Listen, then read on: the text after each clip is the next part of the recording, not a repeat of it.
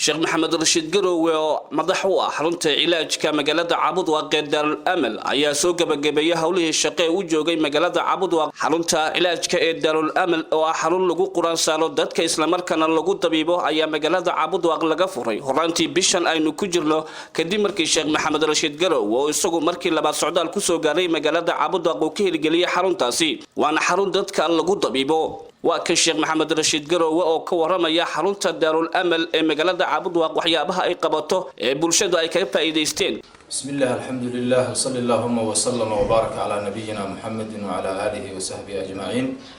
Waxaan ku sugannahay magaalada Cabudwaaq oo xarunta cilaajka ay ka furan tahay. Insha Allah biidhnillah ta'ala mana aha markii maaragtay koobaad aan nimid. kal hore hadda waan nimid oo maaragtay hotel Coffee ay xaruntu ay ka fureen. إلهي سبحانه وتعالى قد فرض بدن أيو إلهي مارته وعافمات وكسية كوا جني وهيستي أيو إلهي مارته وكجساري كوا سحرنا أيو إلهي مارته وسحر كي وكجبري كوا حوجود أي شقاد هذا لو حستي بإلهي مارته وكعافية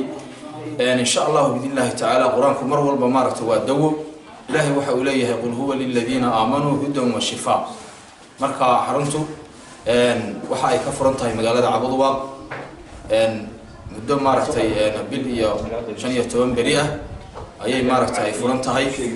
إن شاء الله بإذن الله تعالى وحن جعلها مانتا وماركتي تاريخ ضيف بيجنتها تطبيع لبعتنكا بيشة ماركتي سدحات لبضة كونية لبعتنكا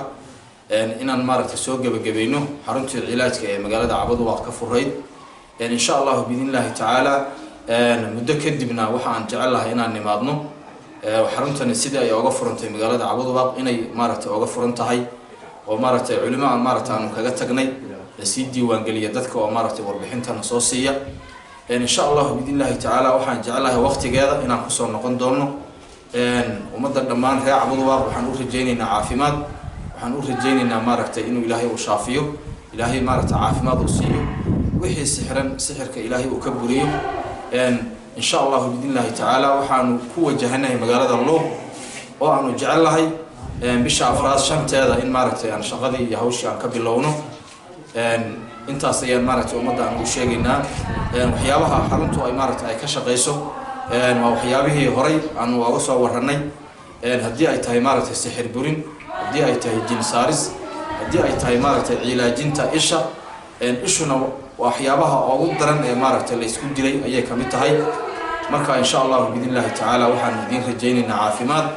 هذا وبالله التوفيق. Sheikh Maxamed Rashiid Garowe ayaa xarumo kula magaalooyinka Gaalkacyo, Garowe, Baydhabo, Kismaayo, Baardheere, Muqdisho, Nairobi iyo sidoo kale Mombasa. waxaana uu soo gaaray horaantii bishan magaalada Cabudwaaq isagoo maanta soo gabagabeeyay hawlihii cilaajka iyo quraan saarka ee bulshada reer Cabudwaaq u hayay waxaana uu sheegay inuu ku wajahan yahay magaalada Luuq ee gobolkaasi Gado halkaasi oo xarun kale ay ku taalo isagoo bulshada reer Cabudwaaqna markaas uga mahadceliyay sida weyn ay ugu soo dhaweeyeen magaalada. Sheikh Maxamed Rashiid Garowe ayaa markiisii labaad uu soo gaaray magaalada Cabudwaaq iyadoo horaantii sanadkii hore sidan oo kale uu ku soo gaaray magaalada Cabudwaaq qaatanna uu sheegay inay dib ugu soo laaban doonaan magaalada Cabudwaaq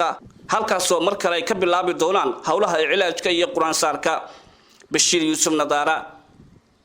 TV-ga caalamiga ee dalka magaalada Cabudwaaq.